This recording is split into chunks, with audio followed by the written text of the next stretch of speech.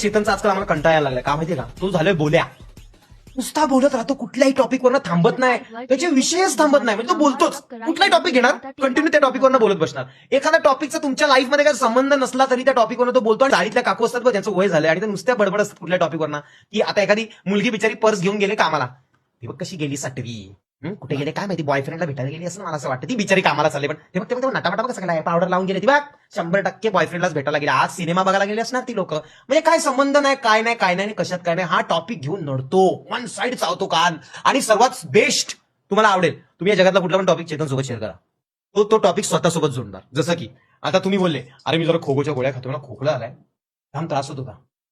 तो बोले हे तर काय नाही, मला त्रास होत होता ना, मी मध मिक्स करून खाल्लो होतो खोगोच्या गोळ्यात आणि मला रिलॅक्स पण वाटलं, चिल वाटलं. अरे तुला माहितीये का ते गणपत काकाचे बाबा गेले ना भाई, लपडा आला.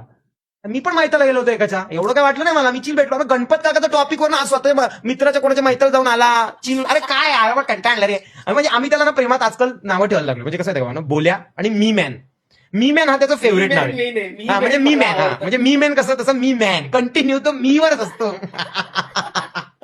थोडक्यात चेतन ग्रुपचा सचिन पिळगावकर झालाय का? 100%, 100%,